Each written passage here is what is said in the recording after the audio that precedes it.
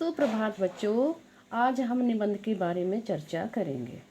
निबंध किसे कहते हैं और जो निबंध की भाषा है वो कैसी होनी चाहिए। निबंध किसी विषय को अच्छे शब्दों में बांधना ही निबंध कहलाता है।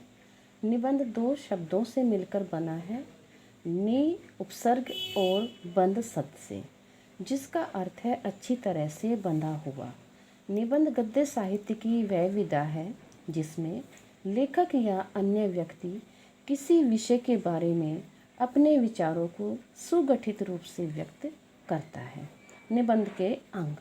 निबंध के 3 अंग माने जाते हैं: भूमिका या प्रस्तावना, मध्य भाग यानी कि विस्तार, उपसंहार या निष्कर्ष। नंबर 1, भूमिका या प्रस्तावना। इसे निबंध का प्रवेश द्वार कहा जाता है। यह इस प्रकार से होना चाहिए कि पाठक यानी कि पढ़ने वाला के मन में पूरे निबंध को पढ़ने की इच्छा जाग उठे, लेकिन यह ध्यान रखना चाहिए कि हमारी भाषा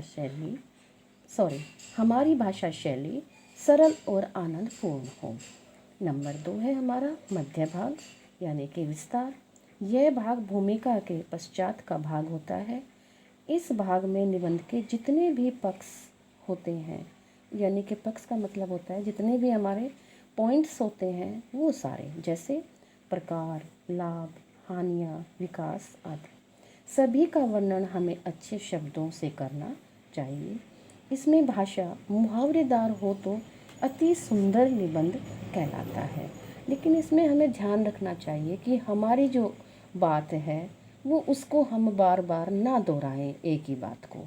अगर हम उसको ऐसा करेंगे तो हमारा जो निबंध है वो अच्छा नहीं कहलाएगा और पढ़ने वाला भी क्या करेगा, ऊब जाएगा। तो नंबर 3 है हमारा उपसंहार या निष्कर्ष। यह निबंध का निकास द्वार, निकास का मतलब होता है निकलना किसी चीज़ से, यानी कि उसका समापन कहलाता है। इसमें निबंध का सार समाहित होता है। सार का मतलब होता है सारांश, जितना भी हमने लिखा उसका छोटा शब्दों में लिखना समाहित होता है। यह इस प्रकार से होना चाहिए कि पढ़ने वाले के मन में अमिट अर्थात न मिटने वाली छाप छोड़ सके। निबंध के भेद। निबंध के प्राय 4 भेद माने जाते हैं: वर्णनात्मक, विवरणात्मक, विचारात्मक और भावात्मक।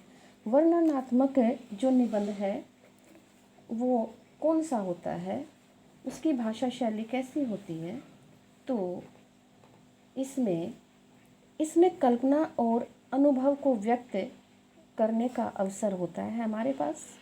कैसा अवसर होता है, देखो इसमें हम किसी स्थान पर, किसी वस्तु पर इनका वर्णन करते हैं, या फिर त्योहारों का, जैसे दीपावली, रक्षाबंधन, ईद, दशहरा, किसी मैच का वर्णन या मेले का वर्णन, ये सारे के सारे इसी श्रेणी में आते हैं, वर्णनात्मक की श्रेणी में आते हैं।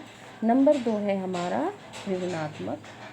विवरणात्मक में जो निबंध आते हैं वो कैसे आते हैं, जैसे हम किसी यात्रा का वर्णन करते हैं। क्या आप दिल्ली का जो मंदिर है अक्षरधाम वो देखने गए और आकर के आप उसका वर्णन कर रहे हैं, या आप मीनाक्षी मंदिर देखने गए वहाँ का वर्णन करें, या कहाँ गए, वैष्णो देवी गए या हरिद्वार गए, या फिर किसी विद्यालय का वार्षिक उत्सव अपने ही विद्यालय का ले लीजिए, तो वो उसमें हमारा विवरणात्मक निबंध होता है। उसके बाद है हमारा नंबर 3 विचारात्मक। विचारात्मक जो निबंध है वो किस तरह का होता है, विचार वाला। ये देखो यहाँ पर जितनी भी हमारी समस्याएं हैं, हम परेशान हैं उनसे, तो वो हम सारे अपने अपने विचार रखते हैं कि ऐसा नहीं होना चाहिए या इस तरह से होना चाहिए, तो वो सारा विचारात्मक। और ये किस पर होने चाहिए, कैसे होते हैं, जनसंख्या की समस्या, बेरोजगारी की समस्या, दहेज प्रथा की समस्या, आतंकवाद की समस्या, ये सारे के सारे क्या इसमें आते हैं, विचारात्मक निबंध में आते हैं। और अब हमारा अंत में अर्थात लास्ट भावात्मक निबंध। ये सारे के सारे आते हैं जहाँ पर हमारी भावनाओं के तत्व की प्रधानता होती है, हमारे भावों की प्रधानता होती है। और भाव हमारे कौन से होते हैं? जैसे हमने क्या किया, किसी का परोपकार किया तो परोपकार की भावना, या पुरुषार्थ और भाग्य, या फिर मन के हारे हार है मन के जीते जीत, या जैसी संगति बैठिए वैसा ही फल पाओगे, है ना। तो ये सारे के सारे हमारे किस में आते हैं? भावात्मक निबंध में। अब जो निबंध आपको करना है उसको मैं पीडीएफ के द्वारा आपके पास भेज दूँगी, और किस तरह से वो करना है वो भी आपको निर्देश के अनुसार मिल जाएगा। थैंक